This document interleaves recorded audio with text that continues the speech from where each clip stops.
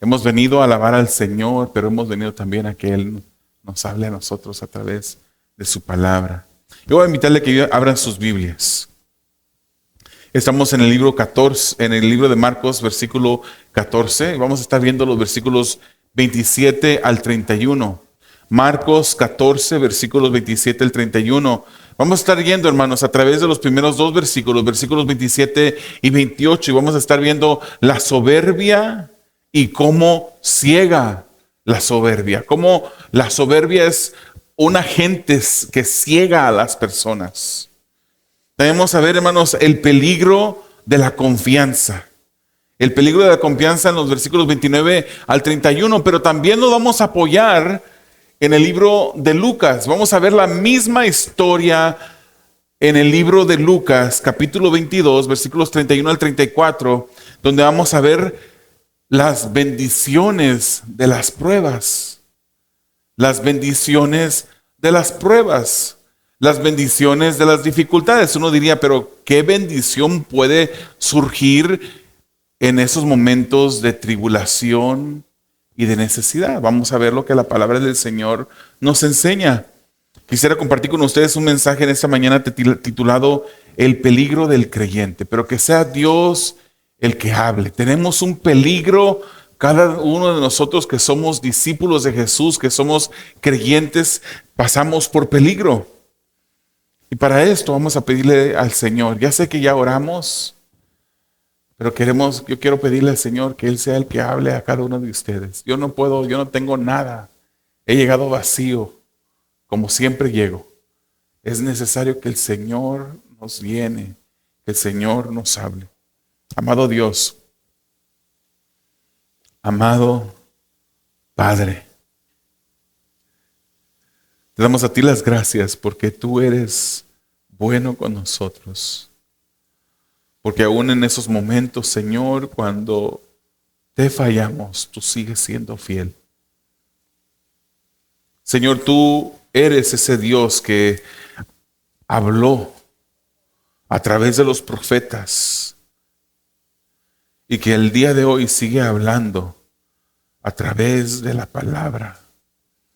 Te pedimos, Señor, que esta palabra, que es suficiente, inerrante, poderosa, porque viene de ti, Señor, que toque nuestros corazones, que haga una revolución en cada vida que hay en este día escuchando, en este momento escuchando este mensaje de tu palabra. Que todo lo que se hable, Señor, venga de ella. Dependemos de ti y no queremos depender de nosotros.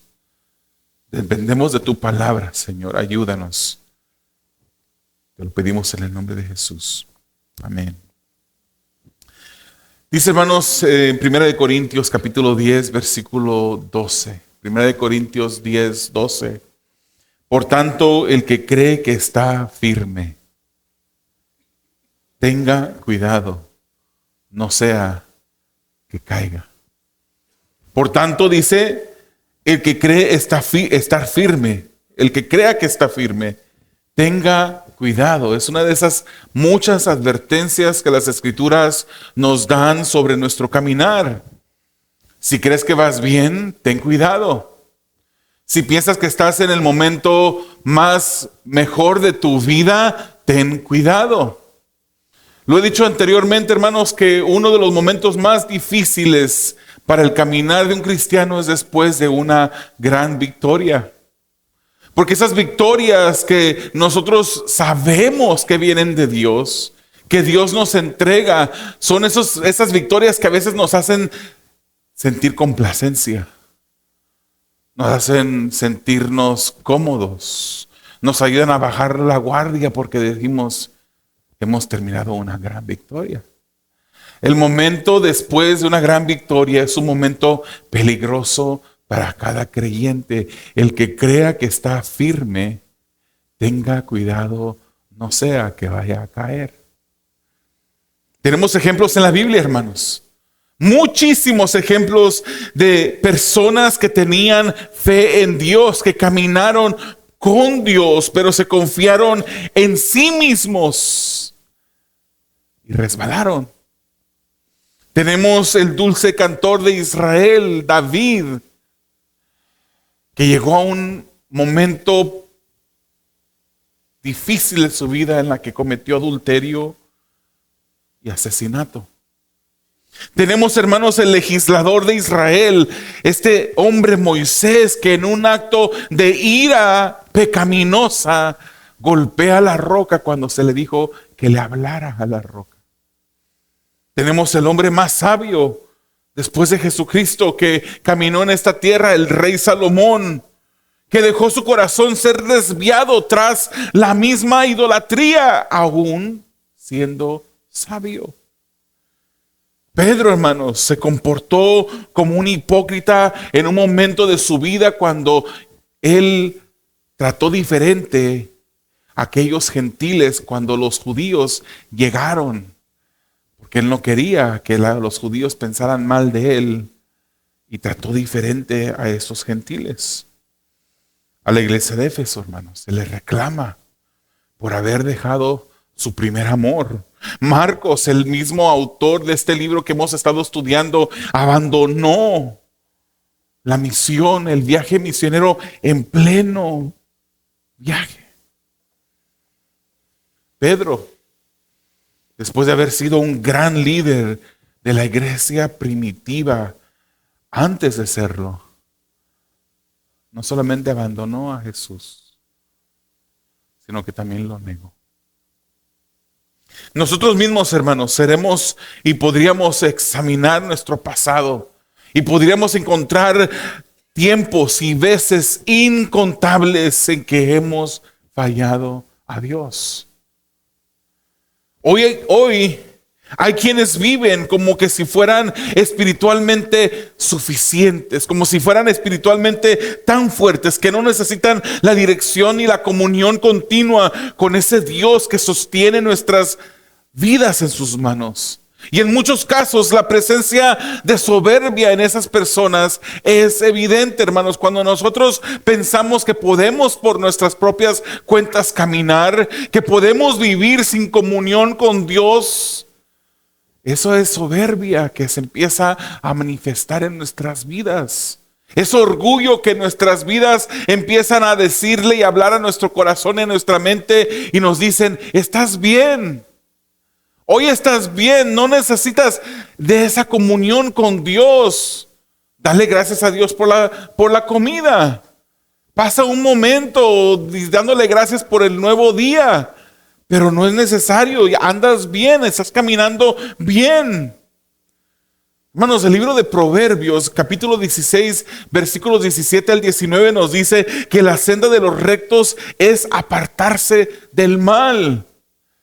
Si nosotros nos consideramos rectos porque somos justificados por fe, nosotros nos hace bien y nuestro camino es identificado como un camino de una persona que es recta porque lucha en apartarse del mal. Dice: el que guarda su camino preserva su alma. Delante de la destrucción va el orgullo, va la soberbia, va la autoconfianza. Y delante de la caída, la arrogancia de espíritu. Mejor es ser de espíritu humilde con los pobres que dividir el botín con los soberbios, dice las Escrituras. Veamos los primeros versículos, hermanos. Versículos 27 al 28, donde veremos un caso así como el que hemos leído en Proverbios. Un caso, hermanos, que aparentemente cuando uno lee esos versículos del 27 al 31, uno diría: ¿cuál soberbia hay aquí? Aquí no hay soberbia, aquí no hay orgullo en los discípulos. Pero vemos, hermanos, cómo ellos, después de haber sido soberbios, hay momentos también en su vida y hay mensajes pasados de los domingos pasados que hemos visto cómo la madurez de estos discípulos se ha mostrado porque han crecido, pero de repente fallan de nuevo y tienen una ceguera que los lleva a la soberbia, una ceguera que los lleva a el orgullo. Versículos 27 al 28, la ceguera de la soberbia, dice así: Jesús les dijo, todos ustedes se apartarán.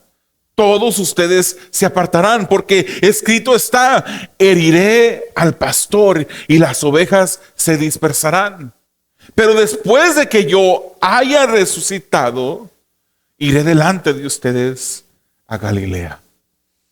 Hermanos, estaban ya, habían celebrado la comunión.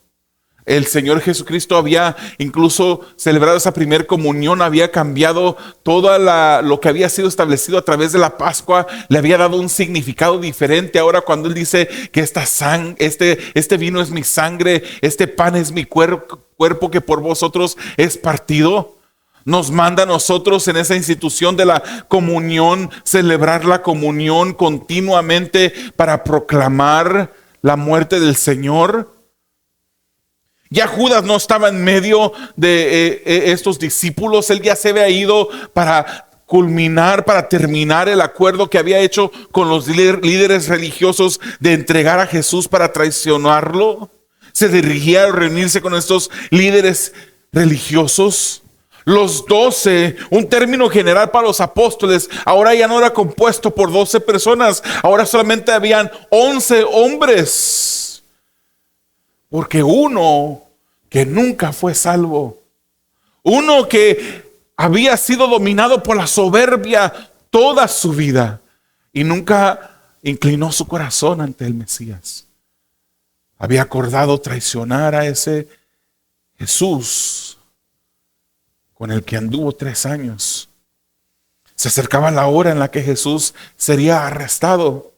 Se acercaba una prueba muy fuerte para Jesús y para sus discípulos.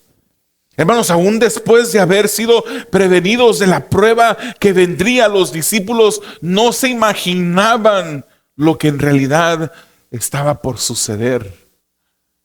Ya habían escuchado a Jesús por lo menos 3 veces decir: seré entregado, me van a maltratar, me van a humillar, voy a sufrir, voy a morir, pero al tercer día voy a resucitar, dijo Jesús. Ya estos discípulos habían escuchado más de una sola vez, de 2 veces, del maestro decir estas palabras. Y Jesús les había prevenido. Pero ellos no se imaginaban en realidad lo que sucedería. Creo que el ambiente emocional de los discípulos en este momento, hermanos, era sombrío. Ya Jesús había establecido la comunión, como dije hace unos instantes, y de nuevo trajeron a memoria su muerte. De momento les dice Jesús, como inesperadamente les dice: todos ustedes se apartarán. Todos ustedes se apartarán. Esto no era una advertencia aislada a solo una persona de los 11 que habían ahí. Le dijo: todos ustedes se apartarán. Cuando Jesucristo usa esta palabra apartarán, en el griego koiné del tiempo, esta palabra es escandalizo. Escandalizo, la Reina Valera lo traduce como escandalizar. Dice Jesús en la Reina Valera: todos ustedes se van a escandalizar. ¿Qué es lo que quiere decir escandalizo? Causar a alguien desertar. Causar a alguien desconfiar de quien debe confiar y obedecer. Provocar a una persona a pecar y apostatar. Eso es lo que quiere decir la palabra escandalizo. Este es un caso extremo, hermanos. Hay personas en las que usted puede confiar. Por lo menos nuestro cónyuge, debemos de poder confiar en nuestro cónyuge. Pero en este momento estaba pasando un caso extremo de desconfianza sobre alguien o de alguien en quien ellos debían de obedecer y confiar. Confiamos en nuestro cónyuge. Imagínese una persona que constantemente esté dudando de su esposo, de su esposa, acusándole de cosas que no han hecho porque solamente son imaginaciones de la persona. Eso es escandalizo. Son casos extremos de desconfianza. Esa noche, hermanos, los discípulos perderían confianza en Jesús. Y eso es exactamente lo que hicieron. Porque como veremos las semanas que vienen, cuando llegan esos soldados y arrestan a Jesús, todos corren, todos se van, todos se escandalizan, todos pierden la confianza de que Jesús está caminando en el camino que debía de caminar, que estaba cumpliendo la voluntad del Padre. Hermanos, y Mateo capítulo 26 nos dice más detalle, nos dice la razón exacta por la cual ellos se iban a apartar, se iban a escandalizar. Nos dice que se apartarán por causa de mí, dice Jesús a sus discípulos. Por causa de mí, por causa de lo que Jesús iba a sufrir, lo que iba a suceder. Por esa razón los discípulos lo iban a abandonar.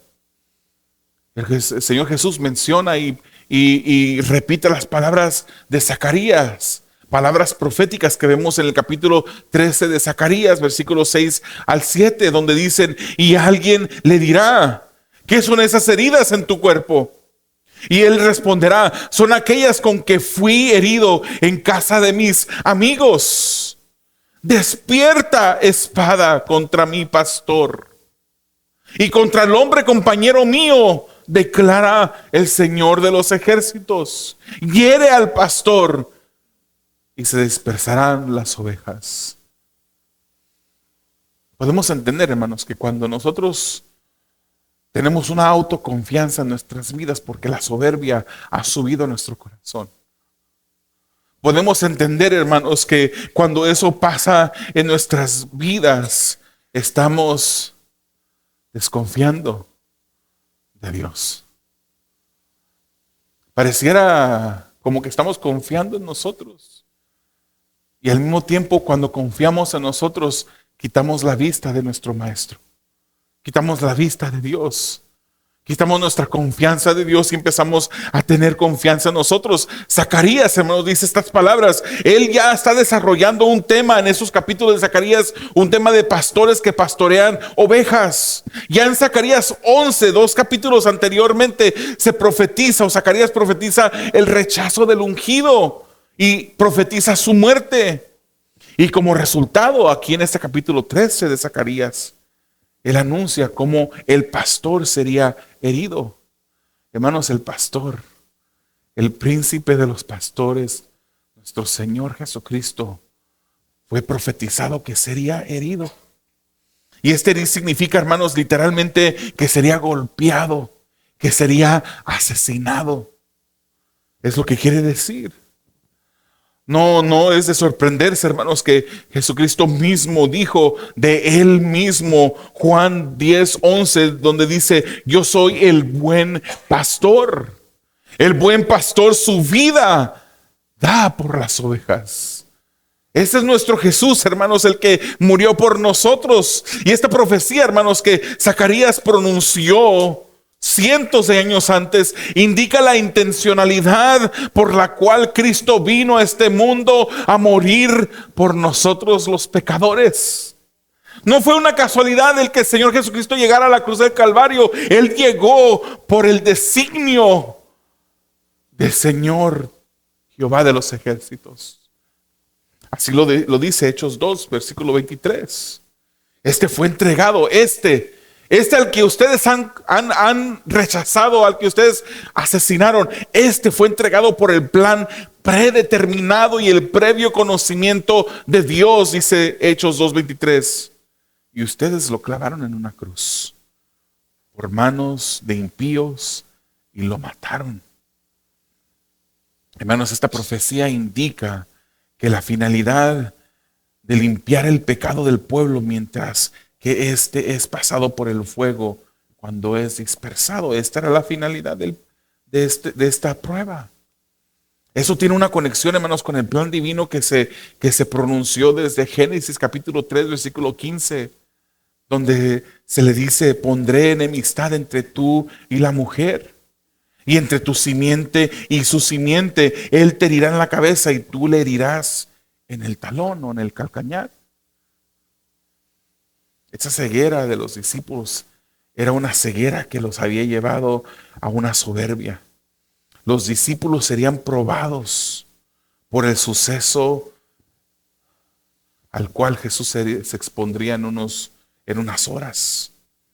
Hermanos, pero la finalidad de los sucesos que estaban por acontecer no era que ellos se escandalizaran, aunque se escandalizaron. Eso no era el fin, eso no era la meta. Jesús les hace una maravillosa promesa a estos discípulos. Les dice, todos ustedes me van a abandonar, pero iré delante de vosotros cuando haya resucitado y los voy a ver en Galilea. Hermanos, esta ceguera de los discípulos, cuando escuchan a Jesús decir esta promesa, ellos, esa ceguera también los hace sordos a ellos. Al parecer esta promesa maravillosa pasó desapercibida por ellos, fue ignorada. Jesús promete verlos de nuevo en Galilea, el lugar donde los discípulos ya habían presenciado milagro tras milagro de parte de Jesús, donde ellos habían disfrutado de su enseñanza. Allí los disfrutarían también de la resurrección de Jesús, pero ellos ni cuenta. Ellos más bien se pusieron y se enfocaron en la primera parte de Jesús. Ustedes se van a apartar, todos ustedes se van a apartar. Todos ustedes se van a escandalizar. Ellos se enfocaron en eso e ignoraron la promesa que Jesús les estaba diciendo, que iba delante de ellos después de resucitar y los vería en Galilea. Tenían ceguera y una soberbia en sus corazones que esta ceguera había causado. Estos discípulos se pierden el regocijo de la esperanza de la resurrección por esta soberbia que había en sus corazones. Y así lo confirman los siguientes versículos, hermano. La ceguera de la soberbia se imponía. Querido hermano, querido oyente, hay veces que la soberbia, hay veces que el orgullo en nosotros nos permite ver las bendiciones, no nos permite ver las bendiciones de Dios en nuestras vidas.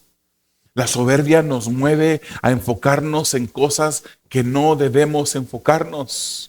La soberbia nos mueve a confiar en nosotros, a mirar hacia nosotros en lugar de poner nuestros ojos en el autor y consumador de nuestra fe y mantener nuestros ojos puestos en Él. La soberbia es tal, hermanos, que impide incluso que podamos ver la soberbia. La soberbia nos hace ciegos a la soberbia. Todos tenemos, hermanos, soberbia. En estos días yo le preguntaba a una persona, ¿eres soberbio? Y no sé si esa persona se dio cuenta que era una pregunta capciosa, una pregunta que debía de tener solamente una respuesta, pero esa persona me dice, sí, hay soberbia en mi vida. Yo le contesté, somos dos.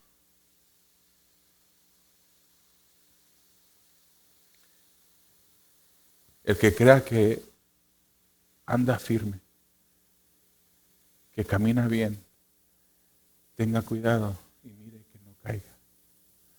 No podemos decir aquí ninguno. El primer hermano que diga y que se levante y levante la mano y diga, yo soy una persona humilde, habrá declarado que es exactamente lo opuesto a humilde. Todos tenemos soberbia en nuestras vidas. En todos nosotros hay orgullo. Hay unos que hemos sido más santificados, otros que hemos sido todavía menos santificados. En todos hay esa lucha contra el pecado del orgullo y la autoconfianza. Y nos haría bien reconocerlo, hermanos. Incluso yo le voy a decir una cosa, la madurez espiritual se demuestra cuando reconocemos que esto hay en nosotros, que soberbia existe en nosotros. Eso es madurez espiritual, nos ayudan a detenernos de no confiar en nosotros mismos. Veamos los versículos 29 al 31. Veamos el peligro de la confianza mal posicionada, mal dirigida. Dice, aunque todos se aparten, yo, sin embargo, no lo haré, le dijo Pedro.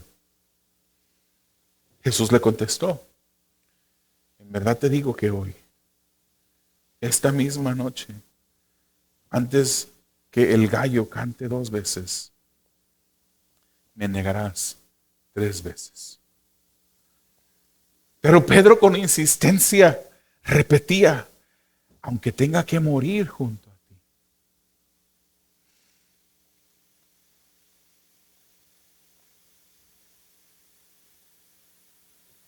no te negaré.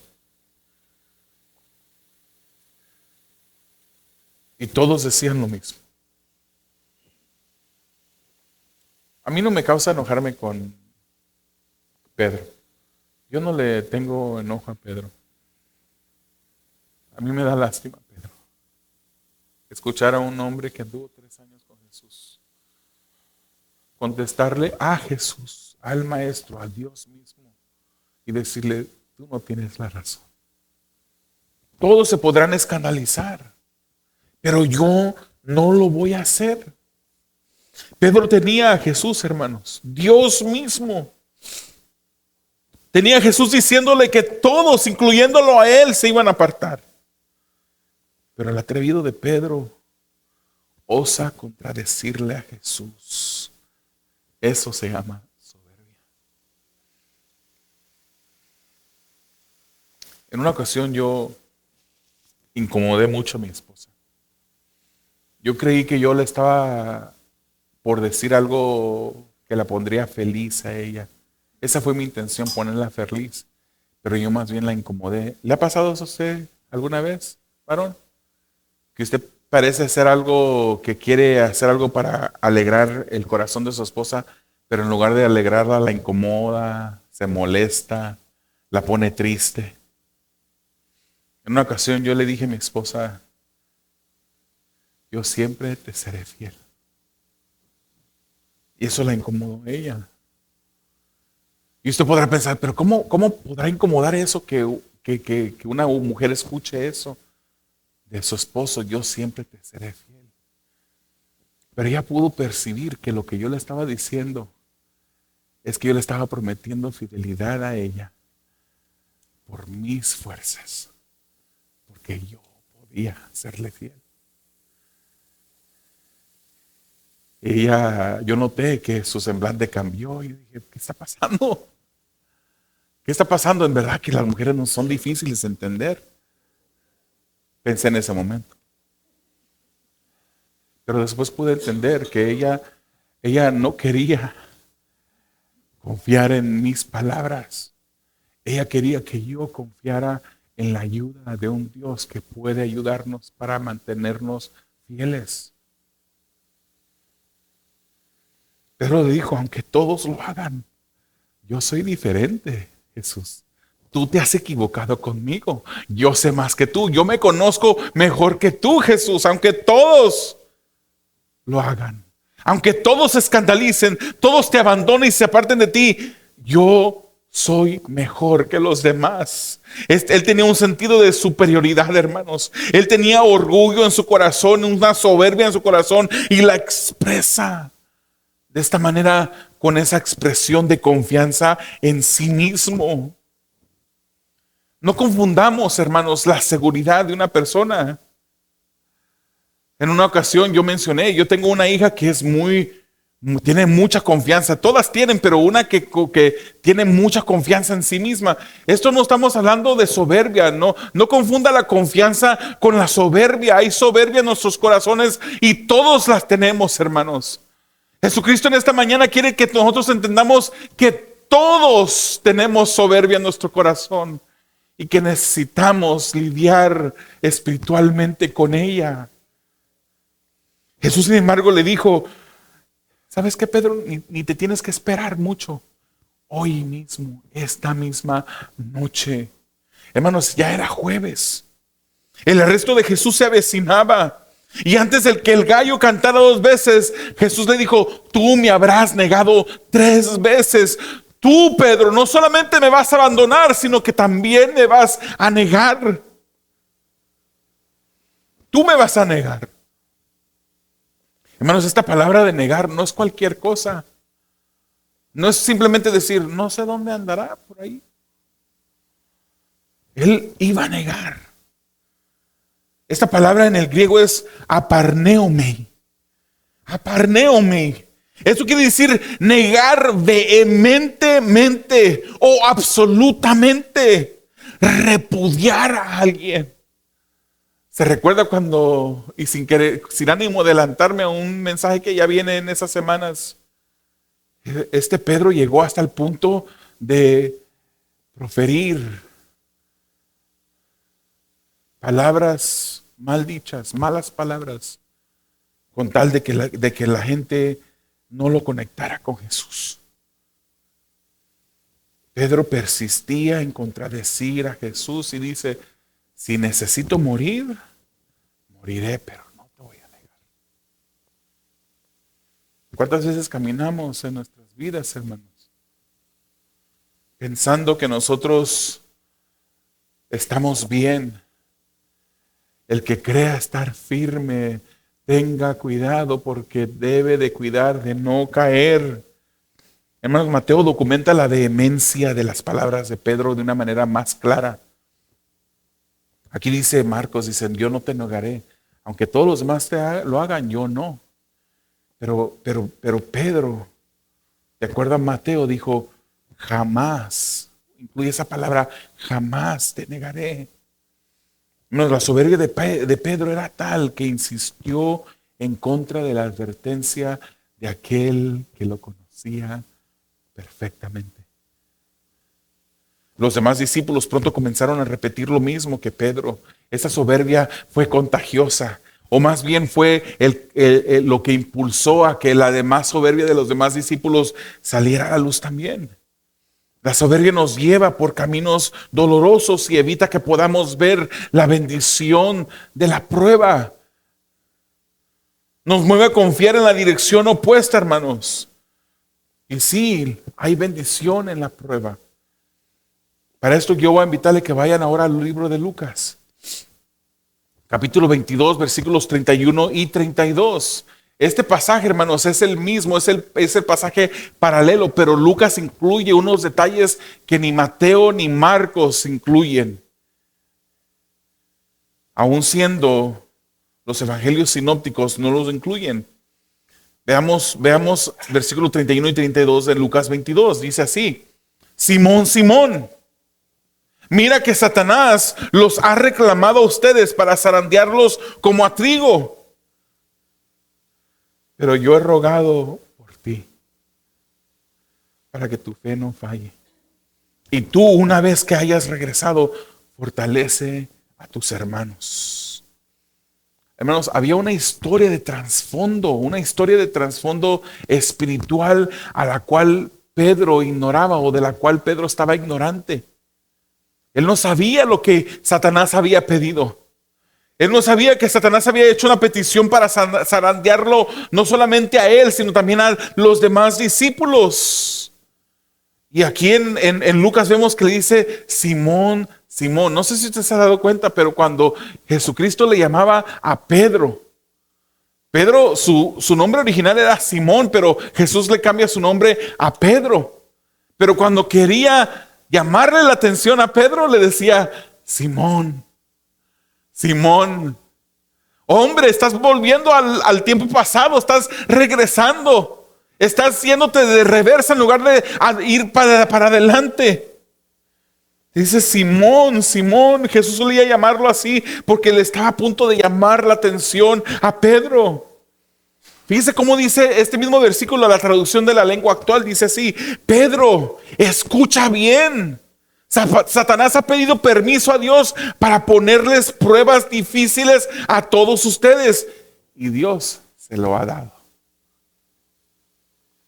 Hermanos, Satanás deseaba ponerles pruebas difíciles a estos discípulos. Pruebas tan difíciles que sacudieran la fe de ellos para poderles hacer caer. La petición era con todos, pero como Pedro se autodenominó el portavoz de los discípulos, Jesús se dirige a él, pero incluye a todos en el contexto. Esto es similar, hermanos, a como cuando Satanás se presenta delante de Dios y le pide permiso para tocar a Job. ¿Se recuerda? Y le dice, Satanás ha pedido zarandearte como a trigo. ¿Qué es zarandear como trigo, hermanos? Quiero explicarle un poquito, que usted entienda lo que los lectores del tiempo habrán entendido también.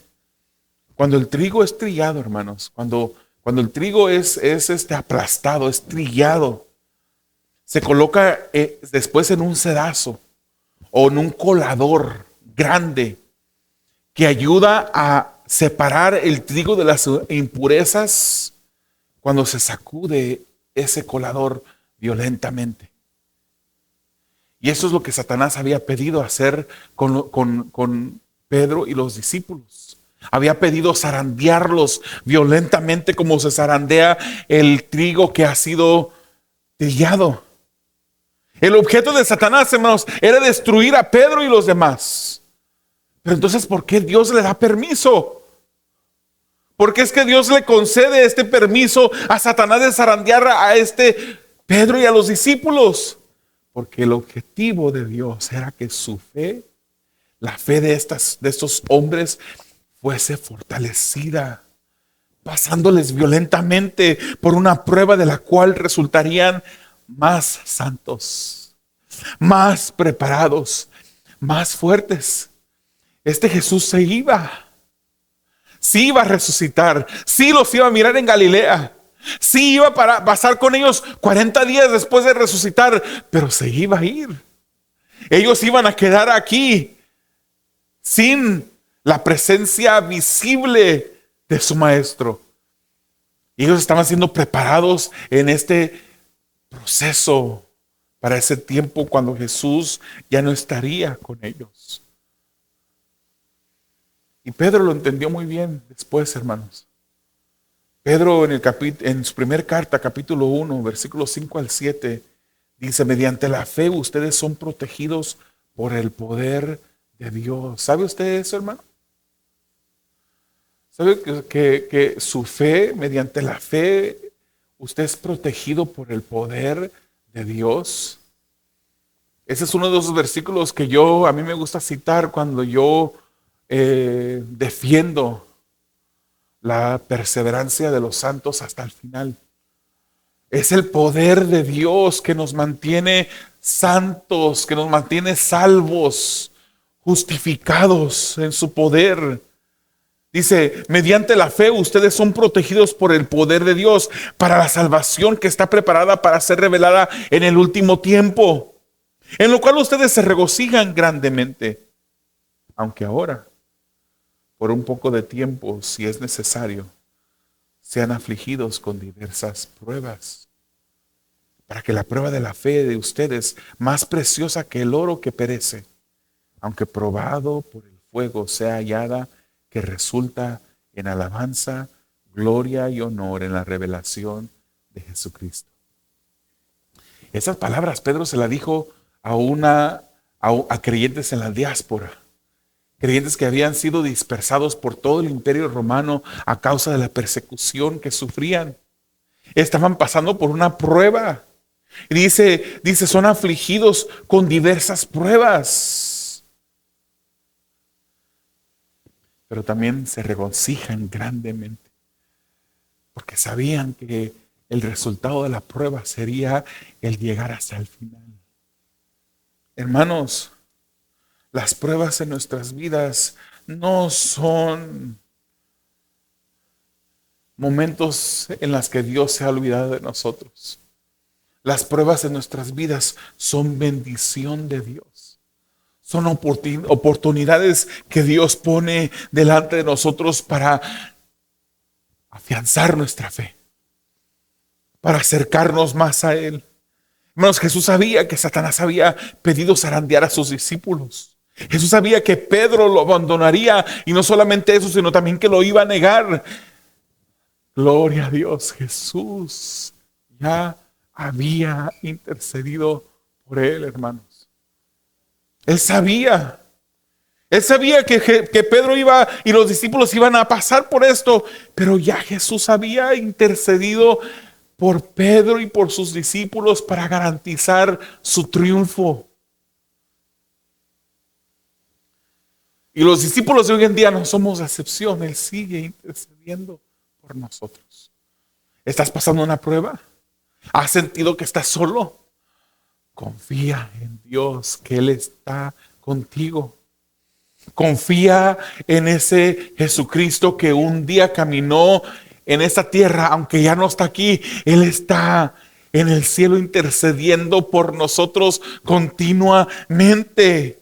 Qué maravilloso, hermanos, que Jesús sabe las pruebas que pasamos y las pruebas que pasaremos. Pero Él ya ha intercedido por nosotros para que salgamos triunfantes. La garantía de la salvación es nuestra. La garantía del triunfo es nuestra. ¿Cuántos lo sabían? El Señor ha garantizado nuestra victoria. El versículo 32, quiero leérselo también en la traducción de la lengua actual. Dice, pero yo he pedido a Dios que te ayude. Vas a pasar por esto. Hoy me vas a negar. Me vas a negar 3 veces antes de que gallo cante 2 veces. Me vas a negar. Pero yo ya pedí a Dios que te ayude para que te mantenga firme. Por un tiempo vas a dejarme solo, pero después cambiarás. Cuando eso pase, ayudarás a tus compañeros para que siempre se mantengan fieles a mí. Es lo que le está diciendo Jesucristo aquí. Leamos ese versículo 32 de nuevo en la Nueva Biblia de las Américas. Pero yo he rogado por ti para que tu fe no falle. Y tú, una vez que hayas regresado, me vas a abandonar, pero vas a regresar. Una vez que hayas regresado, fortalece a tus hermanos. Una vez que hayas regresado, usa de esta experiencia que vas a pasar, del dolor y la agonía que vas a sufrir por haberme abandonado y haberme negado. Úsalo para fortalecer a tus hermanos.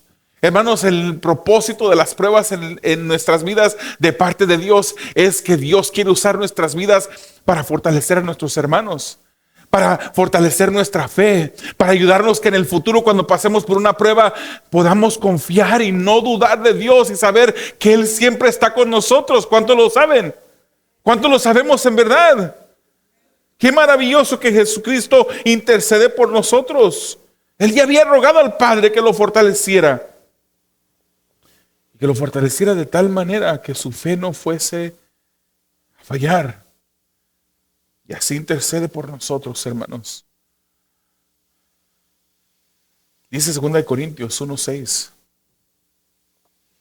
Pero si somos atribulados, ¿cuántos están siendo atribulados? ¿Cuántos están pasando por tribulación? ¿Ninguno de ustedes? Esa es buena noticia. Pero le tengo una mala noticia. Van a pasar por tribulación. Porque solamente hay 2 tipos de cristianos. El que en este momento está pasando por una tribulación y el que pasará por una tribulación. Pero si somos atribulados, dice 2 Corintios 1:6, es para el consuelo y salvación de ustedes. La prueba, hermanos, refina nuestra fe como el fuego refina el oro. La prueba refina, fortalece nuestra fe, así como cuando el oro es pasado por el fuego, de esa manera es refinado de la misma manera. Es para el consuelo y salvación de ustedes. O si somos consolados, es para el consuelo de ustedes, que obra al soportar las mismas aflicciones que nosotros también sufrimos. ¿Cuántos le dan gracias al Señor por la prueba? ¿Cuántos le dan gracias a Dios por la dificultad? ¿Cuántos quieren salir de este año con una fe más fortalecida? Pídale a Dios esa prueba. Él va a estar con nosotros, hermanos. No importa el fuego que pasemos. No importa el río tan violento que podamos tener que cruzar. Dios estará con nosotros. Porque Él lo ha prometido. En ese 2 Corintios 1:6, el versículo 4 anterior dice, el cual nos consuela en todas nuestras tribulaciones, para que también nosotros podamos consolar a los que están en cualquier aflicción, dándoles el consuelo con que nosotros mismos somos consolados por Dios. Hermanos, la prueba de que el Señor efectúa en nuestras vidas o que Él permite, no crea que son momentos en los que Dios se olvidó y que Satanás se le salió del control. No. ¿Usted cree que cuando los discípulos iban atravesando esa barca y se desata ese viento fuerte y las olas que golpeaban la barca, que ellos pensaban que se hundían? ¿Usted cree que Dios no estaba en control de ese viento, de ese mar en ese momento? Claro que lo estaba. En estos días pudimos visitar a una hermana que está pasando por un proceso de cáncer. Llegó hasta tener etapa 4 y el Señor, ya cuando la vimos, fue un regocijo de parte de Dios para nuestras vidas, poder ver cómo el Señor la ha sacado hasta este momento.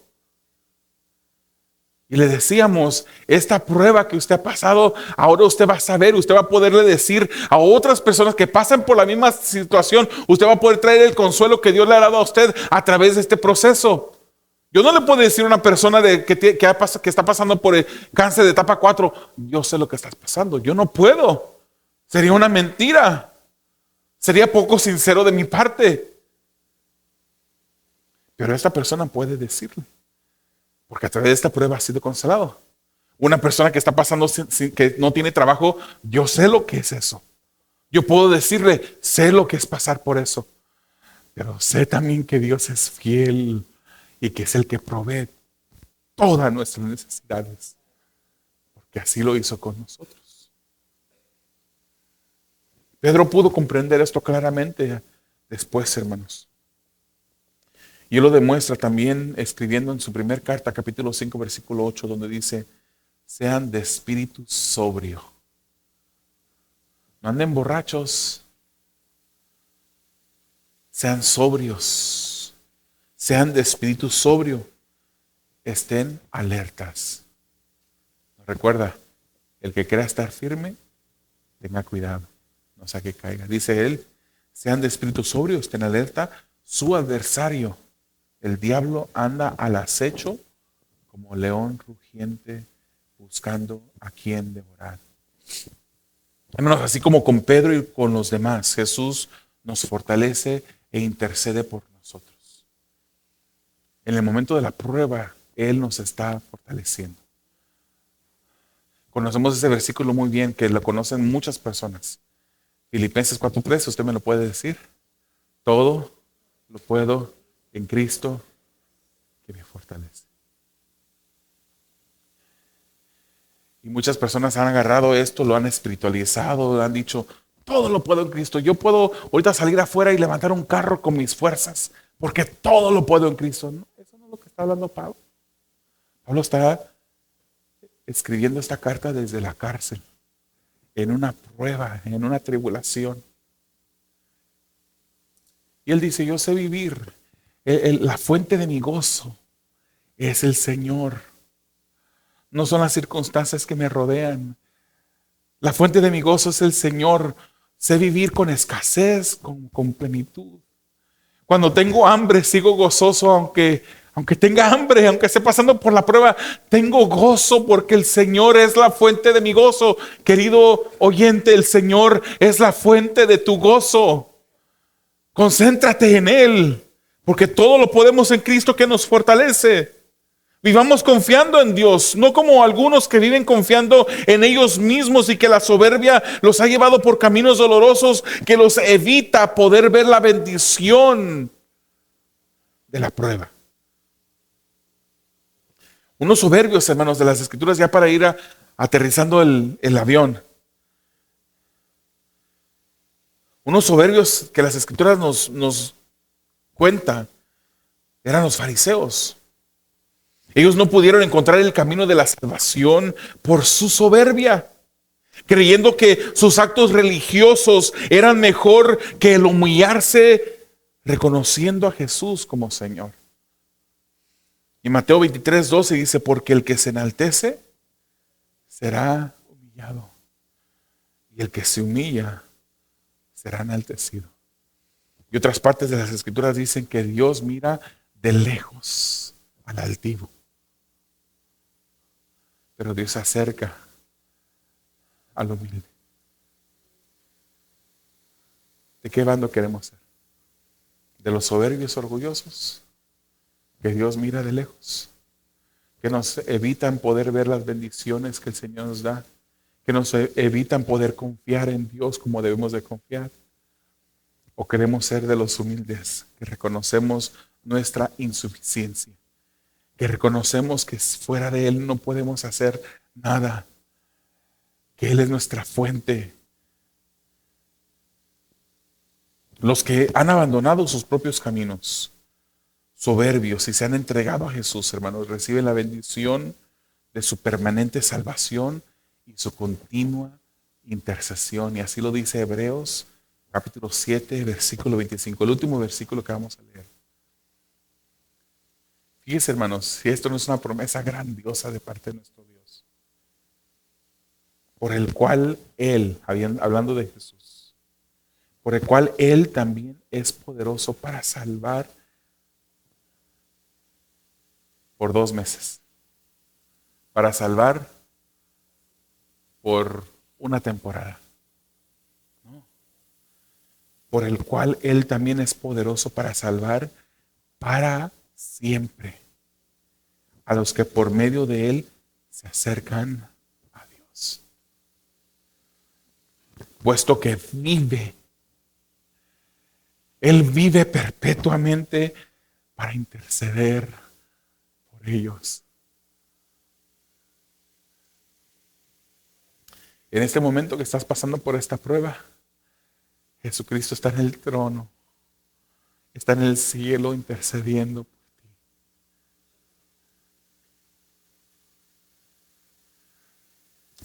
La palabra nos llama a nosotros como hermanos a interceder los unos por los otros, orar los unos por los otros, y qué bueno es cuando nuestros hermanos están orando por nosotros.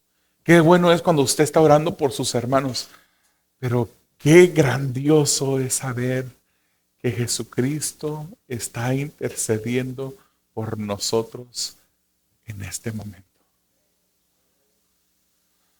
Él sabe la prueba que vas a pasar. Él sabe la situación difícil, la tribulación que vas a tener que soportar. Pero Él ya ha intercedido, Él ya ha pedido al Padre por nosotros, para que nuestra fe no fallezca. Gloria al Señor por ello. Aceptemos, hermanos, como el primer punto de aplicación, aceptemos que el cristiano está susceptible a fallar en cualquier momento. Aceptemos que debemos depender de Dios continuamente y rechazar la soberbia de la autoconfianza.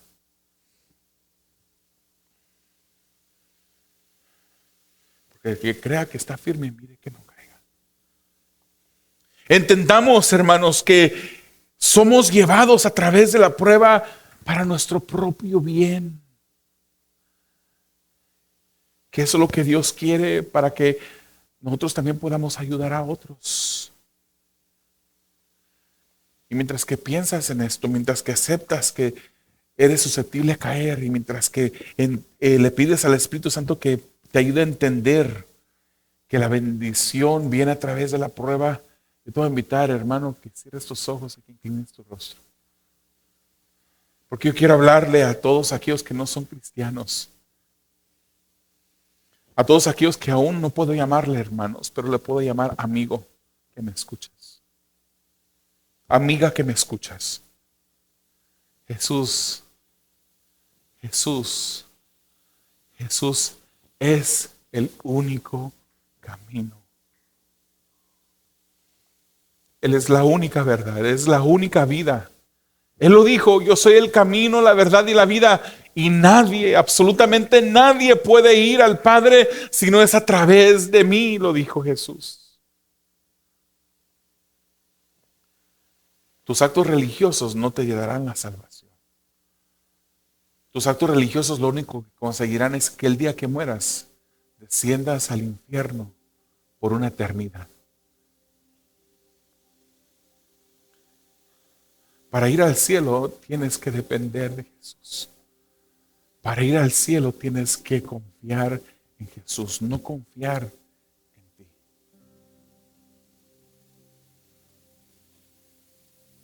¿Por qué podemos confiar en Jesús? Porque Él ya satisfizo la ira de un Dios que es justo. Su Padre envió a su Hijo a este mundo. Su Padre, siendo un Dios que es justo, santo, perfecto, Él tiene que castigar el pecado. Si no castiga el pecado, al pecador más bien, al pecador no arrepentido, si no castiga al pecador no arrepentido, entonces dejaría de ser justo. Pero como es justo, Él tuvo que enviar a su Hijo Jesucristo.